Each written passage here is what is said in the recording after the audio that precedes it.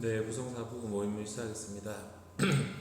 오늘 암송구절은 하박국 3장 18절 말씀인데요.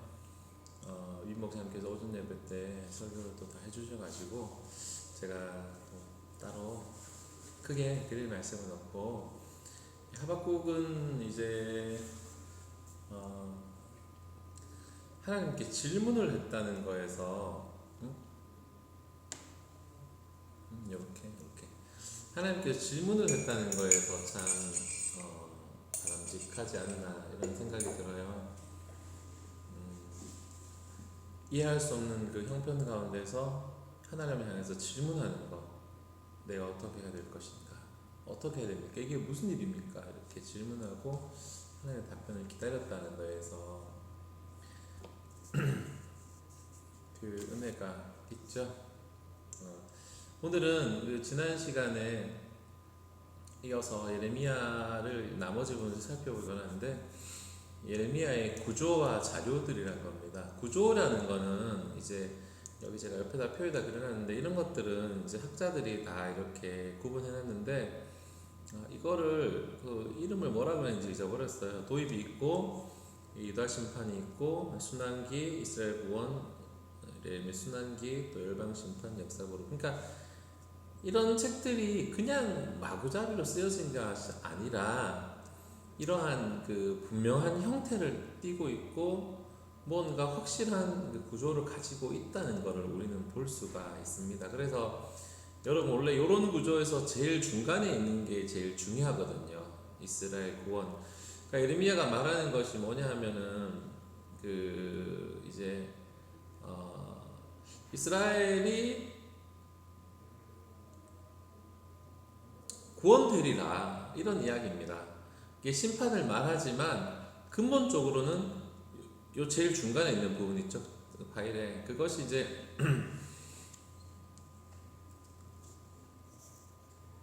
근본적으로는 구원을 이야기하고, 또 31장 같은 경우에 30장 31장 가면 아주 그 위로의 말씀을 전해주고 그 이제 그렇게 되는 거죠. 그래서 이 요시야 시대 때부터 여호야김, 또 시드기야, 뭐 이런 시대, 또 멸망 이후 뭐 이런 식으로 이제 구성이 되는데, 예레미야는 이제 구성에서 하여튼 제일 중요한 게 구조에서는 이스라엘의 구원을 이야기하기 때문에 제일 중요하다는 겁니다. 그리고 예레미야의 자료인데요. 자료에는 1인칭이 있고 3인칭이 있어요. 보면은 보통 예레미야가 여호와의 말씀이 내게 임하니라 뭐 이런 식으로 해가지고 1인칭으로 뭐 설명하는 경우가 있는가 하면은 3인칭으로 얘기하는 부분, 여호와께로부터 예레미야에게 말씀이 임하니라 뭐 이런 식으로 해가지고 여호와께로부터 예레미야에게 임한 말씀이라, 이런 식으로 이게 섞여져 있다. 그리고 뭐 시와 산문이 또 섞여져 있는 또 책이다. 그리고 다양한 문학 형식들, 구원 예언과 심판 예언, 또 예레미야의 고백적인 이야기들, 또 탄원의 이야기들, 또 위로의 이야기들, 또 이런 거, 또 이방을 향한 예언들, 이런 것들이 다양한 형식들이 들어가 있다는 것을 알 수가 있습니다. 그럼 우리가 근본적으로 좀 중요하게 살펴봐야 할 것이 예레미야서의 신학인데요. 1번은 파토스의 하나님이라고 제가 썼는데, 파토스라고 뭐냐 하면은 좀 이거 저도 정확히 모르면서 말을 쓰면 안 되는데, 파토스라는 거는 그 쉽게 말하면 이제 감정적인 그런 영역이라고 할까요? 여기 보면은 예레미야 1장 10절 말씀 제가 실었는데, 보라, 내가 오늘 너를 여러 나라와 여러 왕국에 세워 내가 그것들을 뽑고 파괴하며 파멸하고 넘어뜨리며 건설하며 심게 하였느니라. 하나님께서 예레미야를 부르면서 하는 말씀이 여기 10절에 보면은 총 동사가 6개 나오는데, 앞에 건 4개가 멸망에 관한 것이고 뒤에 거 2개 건설하고 심는 게 이제 회복에 관한 건데요. 심판에 관한 거예요. 심판이라는 겁니다. 첫 번째 사명이 유다와 이방인에 대한 심판을 선포해요. 그러니까 예레미야에서 우리가 읽어보면은 유대 나라, 이방 나라들을 심판하시는 그런 하나님을 발견하게 되는데, 우리가 예레미야를 읽으면서 그 발견되는 그 하나님 파토스 하나님, 그러니까 감정적인 표출, 슬픈 일을 당할 때 막 이렇게 마음속에서 막 끊임없이 샘솟아 나오는 기쁜 일을 만났을 때 우리가 정말 말로 할 수 없는 그런 막 기쁨, 이런 감정의 표현, 이런 것들을 이제 파토스를 할 수 있는데, 그, 그 우리나라 사람들은 이제 보통 이제 이런 거를 이제 절제하고 표현하지 않으려고 할 수도 있는데, 기쁜 거나 슬픈 거를 이렇게 생각하거나 솔직하고 자연스럽게 표현해내는 거. 보통 이제 일반적인 예언서를 보면은 하나님,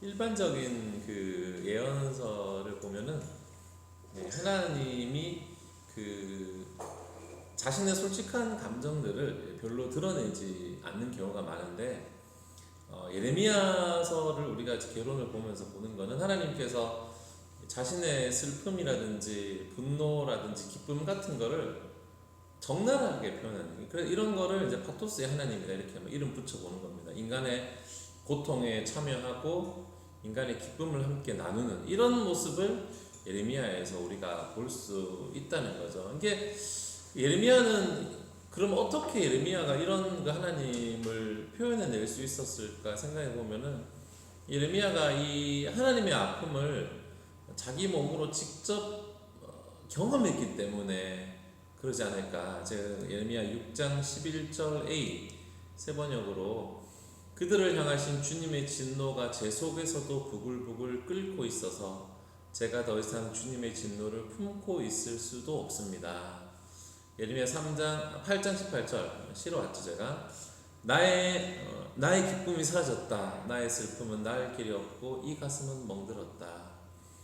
8장 19절 A 저 소리 가련한 나의 백성 나의 딸의 울부짖는 저 소리가 먼 이국 땅에서 들려온다. 9장 1절 살해된 나의 백성 나의 딸을 생각하면서 내가 낮이나 밤이나 울 수 있도록 누가 나의 머리를 물로 채워주고 나의 눈물 새끼를 좀 주오련만. 이런 식으로 그저 그 하나님의 그 감정 같은 거를 잘 느꼈다는 겁니다. 23장 9절 보면요, 예언자들아 들으라. 내 심장이 내 속에서 터지고 내 모든 뼈가 떨리며 내가 취한 사람처럼 되고 포도주에 골았다의 사람처럼 되었으니 이것은 주님 때문이요 그의 거룩한 말씀 때문이다.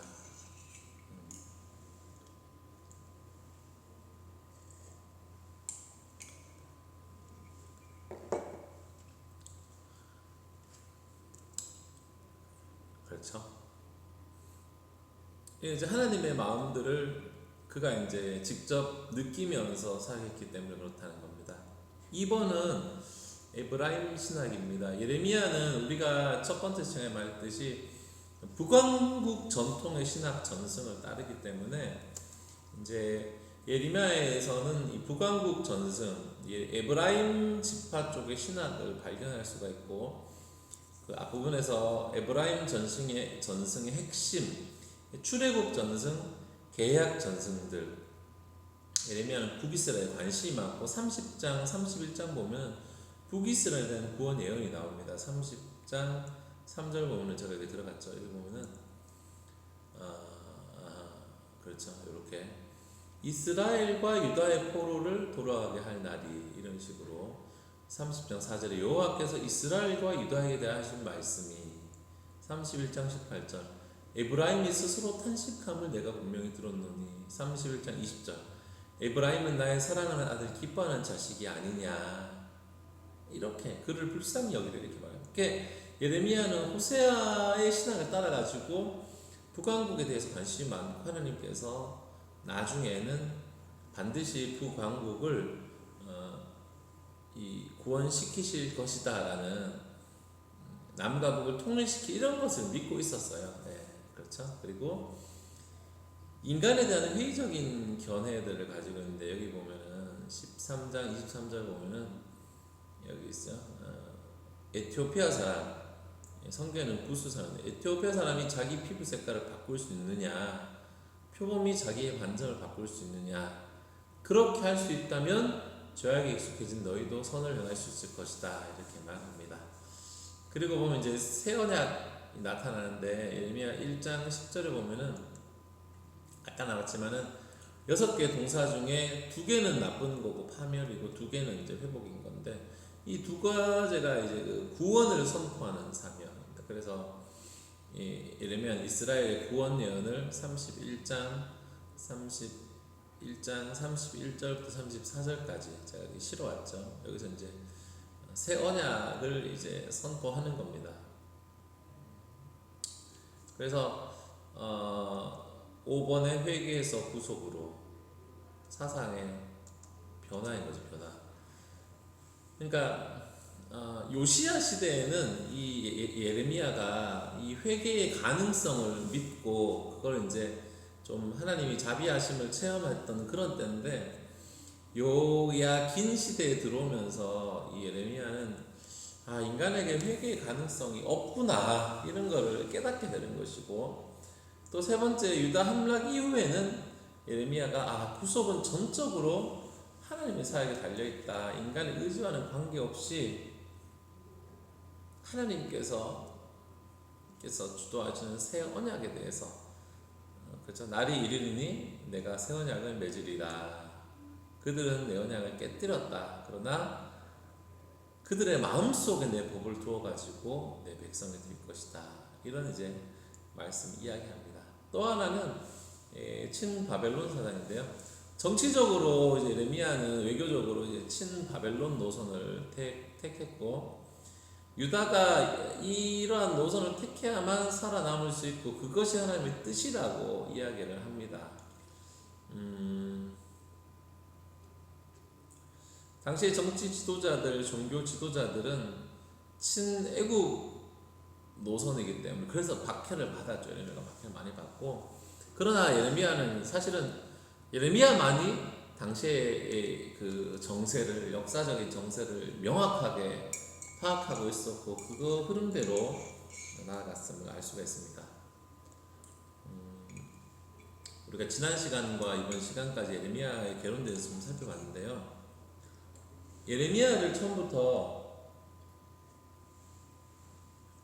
이렇게 읽어보면 마음 아픈 내용들이 진짜 많아요. 마음 아픈. 왜냐하면 이 예레미야가 그 이스라엘의 멸망을 바라보고 예언했기 때문에, 우리가 지금 우리가 가지고 있는 개혁 성경이 좀 어려우면은 다른 번역 성경을 참조해서 한번 읽어보시면은 왜 예레미야가 눈물의 선지자구나, 이거를 확 깨달을 수가 있습니다. 이게 우리 개혁 성경은 말이 좀 어려워가지고 이게 뭐 야단을 치는 건지 아니면 지적을 하는 건지 이게 뭐 회개하는 건지 잘 모르는데, 세번역 성경이나 뭐 성서공원이나 세번역 성경, 아가페 출판사는 쉬운 성경, 뭐 또 다른 여러 성경 읽어보면은 생명의 말씀사에서는 현대의 성경 이런 것들 읽어보면은 진짜 예레미야가 눈물의 선지자, 탄식하는 선지자인 것을 와닿게 되는 그런.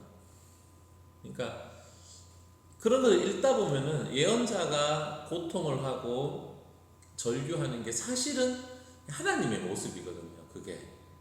그래서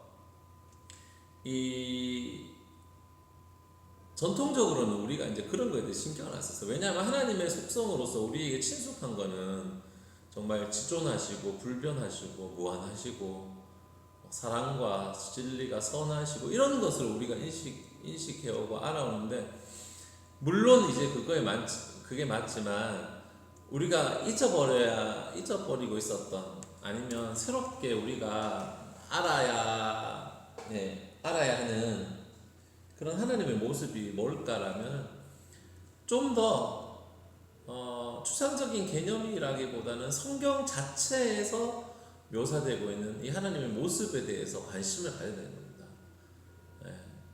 시가체에서, 지혜서에서, 율법서 다양한 문학적 장르를 통해서 그려지고 있는 이 하나님 상에 대해서 우리는 잘 이해하고, 그것을 잘 이해했을 때 진정으로 하나님 중심적으로 복음을 이해할 수 있지 않을까, 이런 생각이 들어요. 그래서 하나님을 잘 이해했을 때 우리가 인간에 대한 올바른 이해가 되지 않을까 이런 생각이 들고, 그러니까 이러한 그 하나님의 묘사 방식들 이런 것들을 통해서 우리가 최종적으로 알게 되는 것은 추상적 개념으로 그냥 그런 하나님이 아니라 이 인간의 언어를 통해서 되살아나는 그러한 정말 실체적인 하나님, 인간 사이에 들어와 가지고 인간 사이에 거하시고 인간의 사연에 슬픔에 동참하시는 그런 하나님, 살과 피를 가지고 우리의 웃음과 즐거움과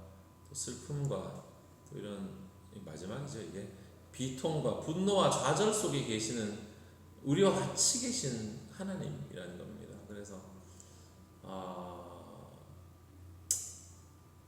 이 하나님의 파토스, 그러니까 예언자들은 그런 걸 인식했다는 겁니다. 예언자들은 이 하나님의 파토스를 인식해가지고 예레미야가 쏟아내는 그 언어들 이런 것들을 보면 하나님의 마음을 느낄 수가 있는 거죠. 그래서 이 하나님의 파토스야말로 하나님의 그 속성 같다는 겁니다. 예언자 입에서 널리 저희거든요. 근데 예언자들은 하나님이 막 선하시고 막 시편처럼 그렇게 하나님을 찬양하지가 않아요. 진짜 실제적으로 개인적으로 세상을 향해서 세상의 그 관계 속에서 나타나시는 그런 하나님, 분노하시고 즐거워하시고 멀리 떨어져 가지고 심판하는 분이 아니라 주관적인 방식으로 반응하고 결정하고,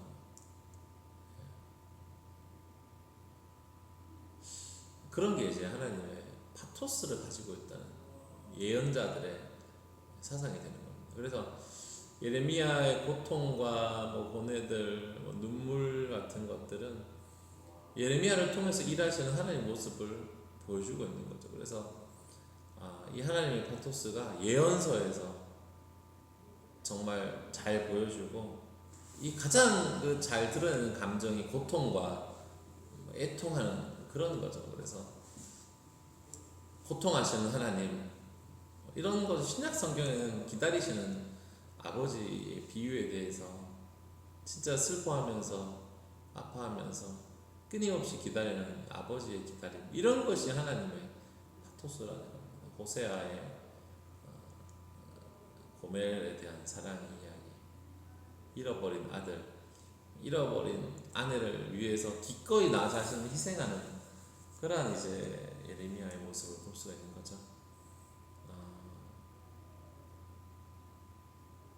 적극적으로 고통받으신 그 하나님이 결국에는 십자가에 달리셨다는 게 그 하나님의 고통의 절정이 되는 거죠. 그래서 예레미야의 3강 메시지는 정말로 연약 백성을 향한 하나님의 그 마음을 담고 있는 겁니다. 그래서 이 사람이 그냥 이렇게 살았고 뭐 생애가 아니라 이 한 예레미야를 통해서 드러나는 하나님의 마음을 파악하는 것이 우리가 성경을 읽는 가장 중요한 목적이 아닌가 생각이 들어요. 그래서 기회가 되면 통독하는 과정 가운데 예레미야를 또 그냥 읽기보다는 다른 번역서를 한번 읽어보면 조금 더 잘 이해되지 않을까 이런 생각이 듭니다. 네, 네, 감사합니다. 제가 기도하고 마치겠습니다. 살아계신 하나님, 우리에게 주일을 허락하여 주시고 또 귀한 예배 드릴 수 있게 하시니 감사합니다. 한평생 주의 전에서 예배하는 삶 살게 하시며 그로 인해서 내 힘과 구원과 능력이 되시는 주 하나님을 더 깊이 교제하며 더 가까이 모시고 사는 우리들이 되게 하여 주옵소서. 더운 날씨 가운데 자녀들의 건강을 지키시고 학업 가운데 함께 하시고 우리 모든 부부들 주의 사랑 안에서 믿음 안에서 강건해질 수 있도록 인도하여 주옵소서. 예수님의 이름으로 기도합니다.